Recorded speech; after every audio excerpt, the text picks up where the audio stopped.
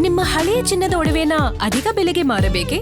ಆಟಿಕಾಗೆ ಕಾಲ್ ಮಾಡಿ 8880 Attica gold company. ನಿಯೋಜಿತ ಮುಖ್ಯಮಂತ್ರಿ ಡಿಕೆಶಿ ಪ್ರಮಾಣ ವಚನಕ್ಕೆ ಕೌಂಟ್ ಡೌನ್ ಶುರುವಾಗಿದೆ. ಆದರೆ ಡಿಕೆಶಿ ಸಂಪುಟದಲ್ಲಿ ಸಚಿವರಾಗೋದು ಯಾರು ಅನ್ನೋ ಚರ್ಚೆ ಇದೀಗ ಜೋರಾಗಿದೆ. ಹೊಸ ಸಂಪುಟದಲ್ಲಿ ಸಚಿವ ಸ್ಥಾನ ನನಗೆ ಬೇಕು ಅನ್ನೋ ಪೈಪೋಟಿ ಜೋರಾಗಿದ್ದು 50ಕ್ಕೂ ಹೆಚ್ಚು ಶಾಸಕರು ದೆಹಲಿಯಲ್ಲೇ ಬೀಡು ಬಿಟ್ಟಿದ್ದಾರೆ. ನಾಯಕತ್ವ ಕದನ ಮುಗಿದು ಈಗ ಸಂಪುಟ ಸರ್ಕಸ್.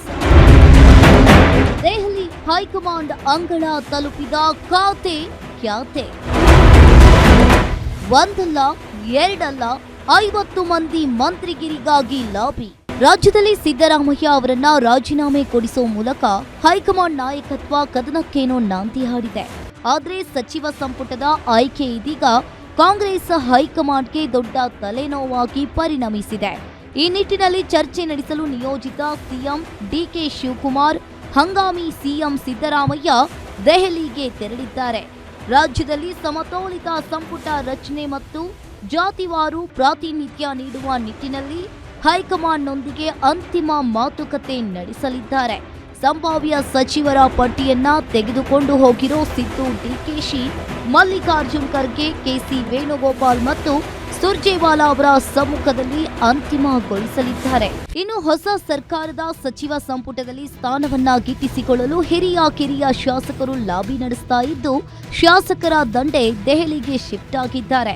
ಈಗ ವಿಧಾನಸೌಧ ಖಾಲಿಯಾಗಿದ್ದು ಖಾತೆಗಾಗಿ ದೆಹಲಿಯಲ್ಲಿ ಠಿಕಾಣಿ ಹೂಡಿದ್ದಾರೆ.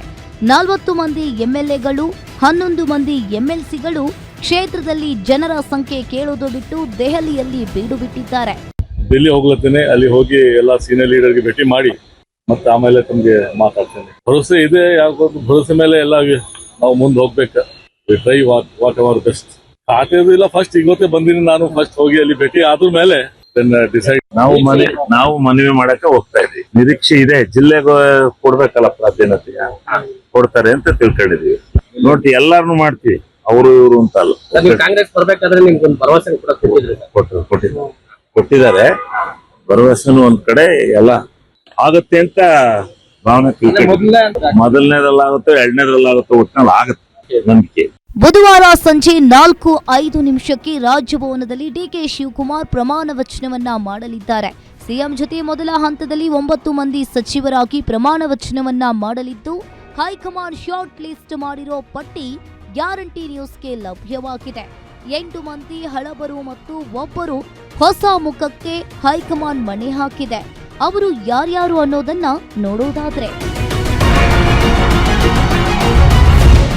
ಸಿಎಂ ಜೊತೆ 9 ಮಂದಿ ಪ್ರತಿಜ್ಞೆ: doctor G Parameshwar, Satish Jarkiholi, M B Patil, Priyank Kharge, Yathindra Siddaramaiah, Lakshmi Hebbalkar, Krishna Byregowda, K J George, Ramalinga Reddy.